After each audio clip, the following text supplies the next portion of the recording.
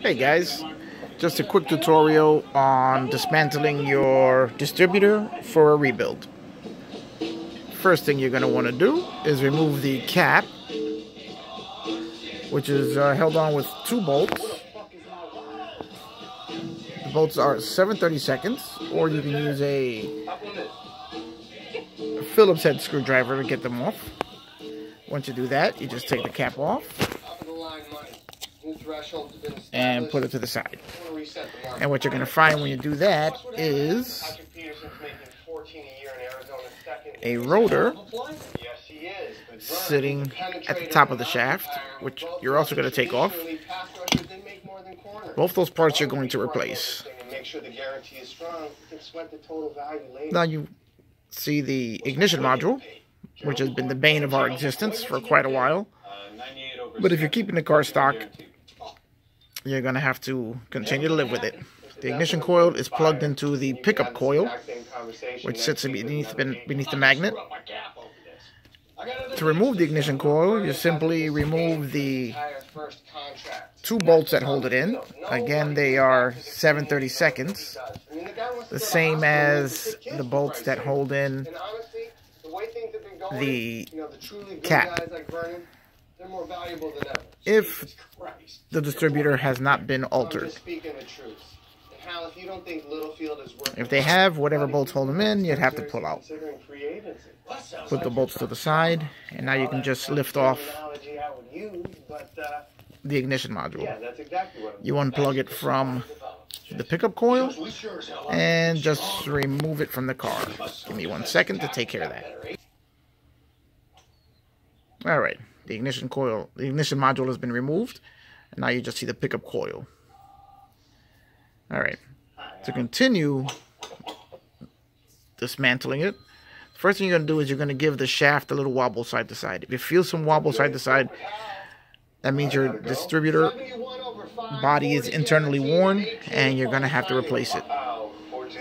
If there is no wobble, then you're going to go on to your next step, which is to remove the roll pin that holds the cam gear to the shaft. You can use a punch similar to this or any tool small enough to get into the opening and basically just push the roll pin, tap it with a hammer and push the roll pin right out of the shaft.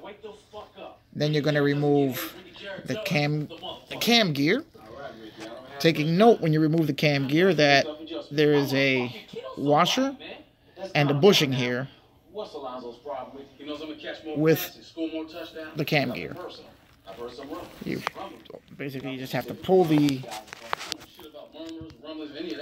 cam gear off to expose the shaft. Now, one thing about this bushing is it's a tooth bushing which locks into place at the bottom of the housing. So when you're putting it back together, you have to make sure that the teeth fall into the spaces, or you'll never get the cam gear completely up on the shaft. So once you remove that, now the last part left to remove is the shaft itself, which basically you can just push it right out and it comes out with the magnet. Sorry for the bad camera work, it's kind of hard to do this with one hand. And here is the shaft,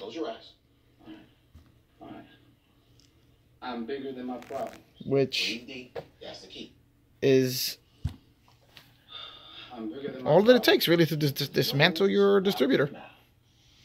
It's not really a difficult job. What you're going to do next is you're going to pry this clip off and then just lift the pickup coil off the distributor. Let me try that and then I'll be right back. Okay, I'm back. Now, here you can see the pickup coil. Managed to find a way to prop the camera up so I don't have to hold it. So now I can show you the procedure. Basically, you can just get any small flat-bladed screwdriver and you're going to pry the clip. Oh, okay. All right, I'm back. You're gonna pry the clip off of the shaft. Just pops right off. Then what you're gonna do is you're just going to lift the pickup coil off of the distributor shaft assembly. The distributor body assembly, excuse me. And this is your pickup coil. Hook it up. Let's go. Give you a better look at it. There we go. Now, basically, this is your entire distributor housing. I would recommend replacing this O-ring also, as they are a major source of oil leakage, as this part of the distributor from here to here sits inside the engine. You replace this O-ring with the brown high temperature O-rings. I found Rodney Dickman sells them, and they last a long time and haven't had a problem with leakage since I started using them. Clean the entire mounting plate to get all the old grease off. And I also would recommend Arctic Silver thermal compound for your distributor, for your ignition module. I've used it in the past, works very well, and is better than what the modules come with. It's a little on the pricey side, but you want to extend the life of your ignition module, I recommend it. Okay, well, now I've got to go and clean the housing off and put it back together. Alright, hope this helped.